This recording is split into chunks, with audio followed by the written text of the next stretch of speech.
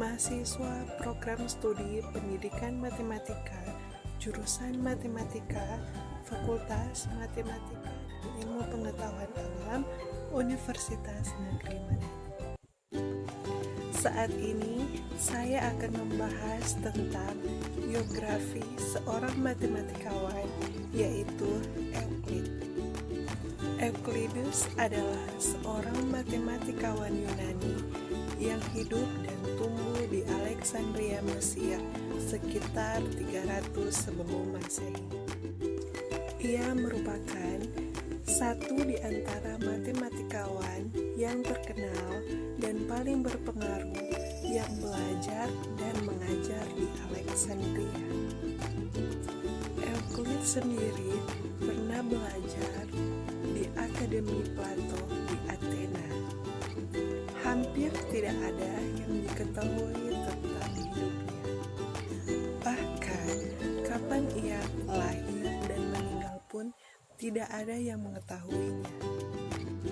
Tidak ada kemiripan penampilan fisiknya yang bertahan dari zaman purba. Dan karenanya, penggambaran tentang dia melalui jenggot dan topi serta kain panjang yang menggantung dalam karya seni tentu merupakan produk imajinasi dari seniman. Euclid dikenal sebagai bapak geometri. Ia mengemukakan teori bilangan dan geometri. Menurutnya, satu hal yang paling penting untuk dicatat bahwa dalam pembuktian teorema geometri tidak diperlukan adanya contoh dari dunia nyata, tetapi cukup dengan dedukasi yang logis menggunakan aksioma-aksioma yang telah dirumuskan. Alat-alat temuan Euclid diantaranya adalah mistar dan jangka. Euclid juga menulis buku teks matematika yang berjudul The Stoicheia atau Elements. Buku ini mewakili puncak dari revolusi matematika yang terjadi di Yunani pada saat itu. The Elements sendiri adalah kompilasi yang jelas dan komprehensif dan penjelasan dari semua matematika yang dikenal pada masanya, termasuk karya Pythagoras, Hippocrates, Theodius, Theaetetus, dan Eudoxus. Euclid mengelola kembali konsep matematika pada pendahuluannya menjadi keseluruhan konsisten, yang kemudian dikenal sebagai geometri Euclidean. Buku asli ini ditulis dalam bahasa Yunani, kemudian diterjemahkan dalam berbagai bahasa. Euclid menulis 13 jilid buku tentang geometri. Dalam buku-bukunya, ia menyatakan aksioma atau pertanyaan-pertanyaan sederhana dan membangun semua dalil tentang geometri berdasarkan aksioma-aksioma tersebut. Contoh dari aksioma Euclides adalah ada satu dan hanya satu garis lurus, di mana garis lurus tersebut melewati dua titik. Buku-buku karangannya menjadi hasil karya yang sangat penting dan menjadi acuan dalam pembelajaran ilmu geometri. Bagi Euclid, matematika itu penting sebagai bahan studi dan bukan sekadar alat untuk mencari nafkah.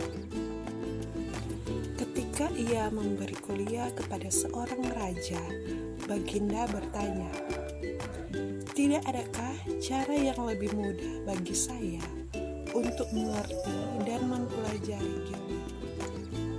Dan kemudian Euclid menjawab, "Bagi raja tidak ada jalan yang mudah untuk mengerti geometri. Setiap orang harus berpikir ke depan tentang dirinya apabila ia sedang belajar."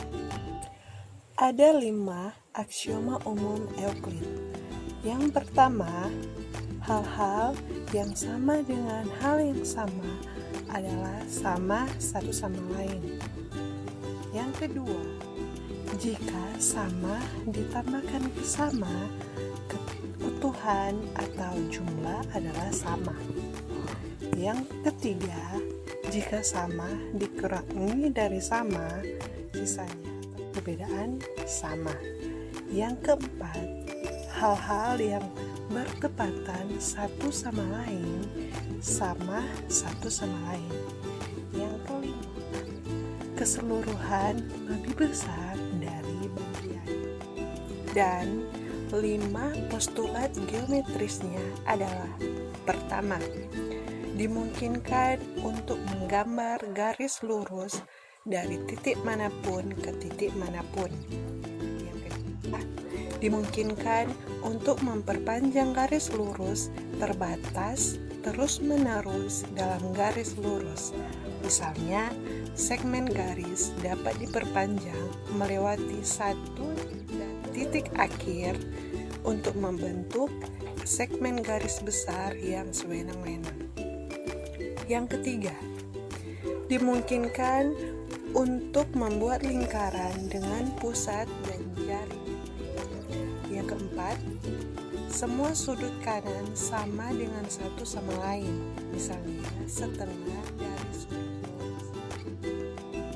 Dan yang kelima, yaitu jika garis lurus melintasi dua garis lurus, membuat sudut interior pada sisi yang sama kurang dari dua sudut kanan, dan garis lurus jika diproduksi tanpa batas bertemu di sisi yang sudutnya kurang dari dua sudut kanan.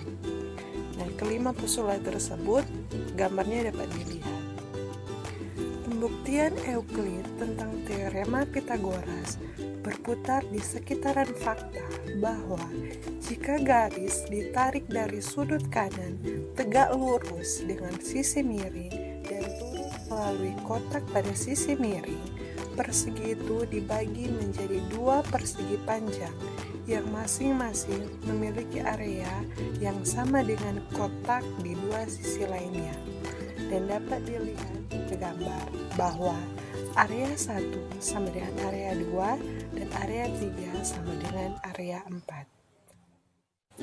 Pada akhirnya, Euclid yang tinggal di Alexandria yang lebih modern dibandingkan di Yunani tidak membuat dirinya gembira, dan ia meninggal di Alexandria.